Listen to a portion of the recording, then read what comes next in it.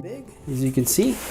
And the reason for that is because of the way the technology works. It's quite expensive to make this large, and that has something to do with the LCD screen and the resin and things like that. So I'm not too sure where the bottom or the top is, but we'll just go from one side here. All right, so we see foam here, and I see little corner inserts. So that's nice.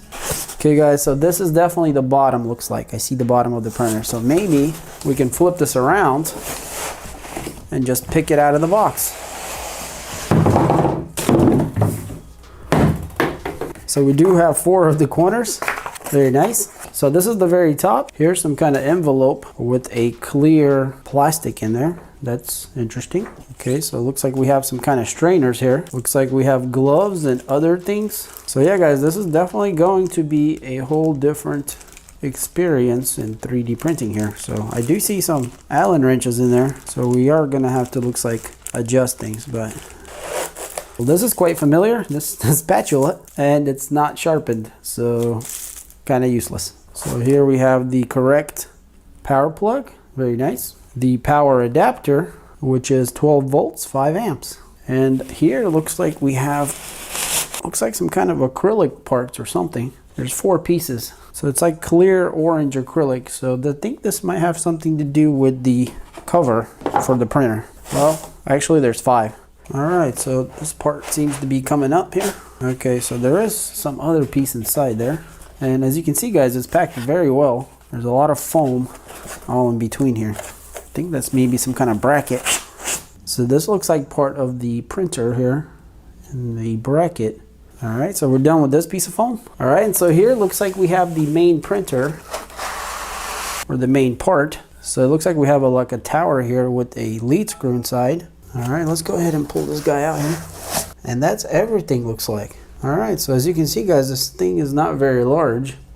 And I'm guessing this is the printing area here. So it looks like we have a screen, a touch screen here up front, some venting. Here's the back and the specs here on the back.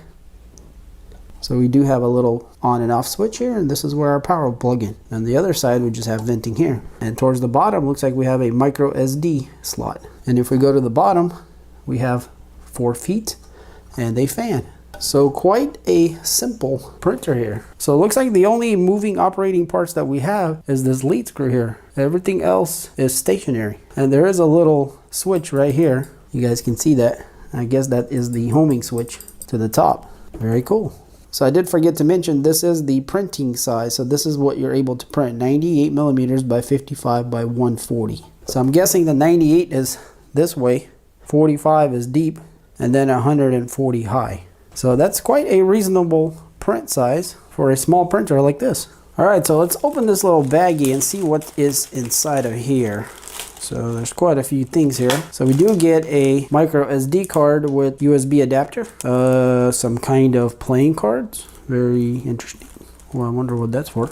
Looks like some kind of little napkin or something. Okay, so maybe this is, you know, just a little napkin towel, I guess, to keep things clean when you're using that resin. And appears to be stickers of some sort. Some gloves here, I guess, to protect yourself from resin. 3 clear rubber band looking things. So yeah, it looks like just a little rubber band. And then 3 Allen wrenches, 3 different sizes. It's kind of bizarre a bit because honestly, I've looked through everything here and I do not see any instruction manual or anything. So we just have all these parts here that we've looked at so far, but no instruction manual. So most likely our instruction manual is on this SD card, or also there is some instructions on their website, on the Longer 3D website, which I'm going to leave some links in the description so you guys can check out the instructions. So I'm going to see what the process is, and then we'll start assembling this thing. All right, so for the first part, I think what we need to do is we need to build this little cap that goes over the machine here. So I guess the first thing we need to do is peel all the stickers off of the acrylic.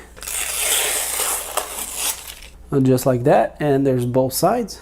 All right, so 1's done, 4 to go. So it's gonna take a couple minutes, and then we'll put this thing together. All right, once you peel them all off, you're gonna have a bunch of these panels here. You can see that on one of the ends here, there's a couple holes. And I think this piece here, which is the top technically, goes into those grooves there just like that. So essentially we're gonna put this thing together like a box, and then we're gonna use these rubber bands here to kind of go around it to hold it. So it's a little bit tedious. These stickers here are to assist you to holding the pieces together. So here I have a box that's completely assembled now, and it does come apart easy. So bottom line is you might want to use that tape to help you, this tape here to help you hold it. So that's just a regular tape here.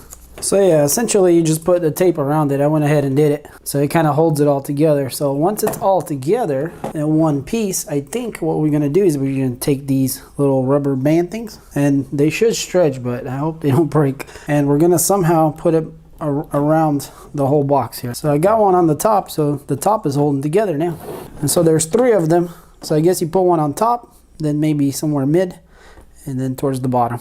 The only thing I would say though, when you're moving it down, make sure you don't scrape it on the sharp edges, or you could cut this little rubber band here. So all right, so we got our box together and it's holding up quite well, so it's not going to come apart. And all this is for is to protect. All right, so I think we should be ready to print now, and hopefully all the stuff we need is on that SD card right there. All right, so before we can print anything, we're going to need resin, and my resin came in separately. It is a longer branded here. So it is for LCD 3D printers. And we have 250 milliliters here. So I'm not sure what kind of resin comes with the printer. And I'm thinking maybe sometimes you cannot send resin to different places, you know, depending on where you buy it. And this one also is light brown colored. So here on the SD card, we should have some models in here that we can go ahead and print that are included. So I'm gonna go ahead and put the SD card here on the side. So let's go ahead and power the machine on.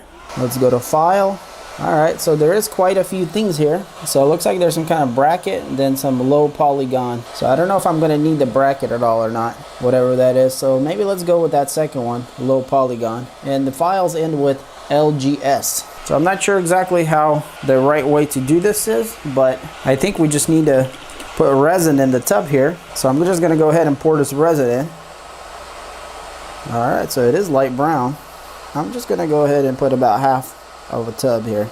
So I can definitely smell the resin. All right, so I switched cameras so you guys can see a little better. So we have the resin in the tank. So I guess we're just gonna start the file. Let's see, play.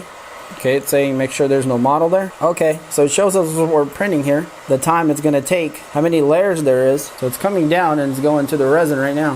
Hopefully I have everything right.